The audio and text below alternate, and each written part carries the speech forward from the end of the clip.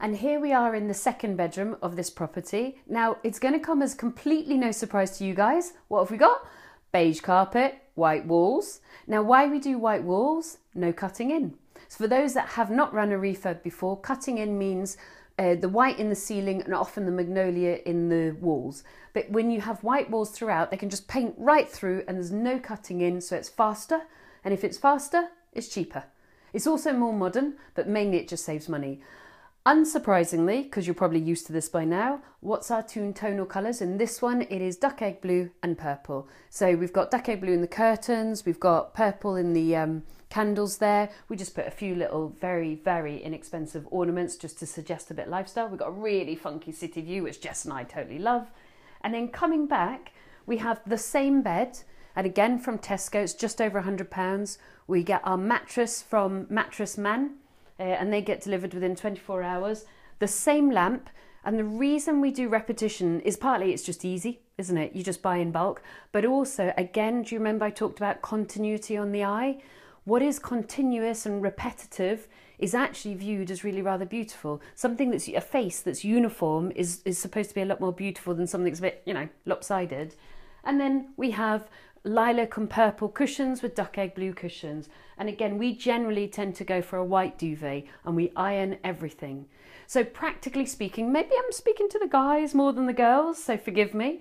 Tiffany will come in here, she will steam the curtains, because when you pull a pack of curtains out, they are going to have folds and creases in them, and that will not come out well in the photography. She will steam the duvet, she will steam the pillows, she will puff and plump those cushions like a banshee.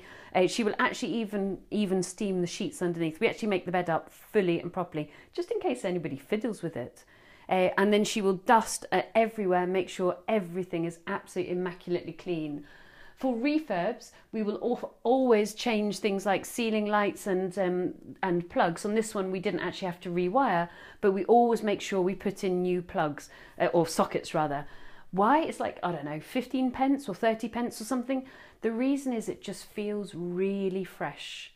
So we have a 140-year-old house that, frankly, in a nice way, looks brand new. And that's what you want. You want an immaculate, just done, just finished, so clean you can still smell the paint, immaculate finish. That's really just like something from a shop.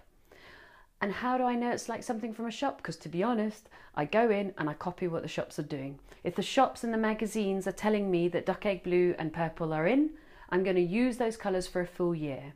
So what we do is we actually set out on January, we set out a colour palette for an entire year. And then we buy to that colour palette so that everything can be mixed and matched. I mean, I've got 6 houses for sale right now, plus 2 houses that have just finished for rent. So that's 8 houses worth of furniture.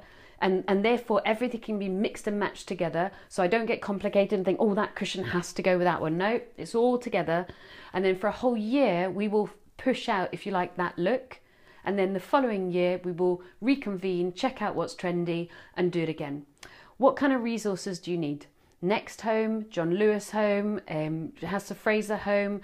We subscribe to Living Etc., which is a really good house magazine, just to see kind of the early adopters, what is going to be interesting going forward. And then we go to places like IKEA and we buy the kit.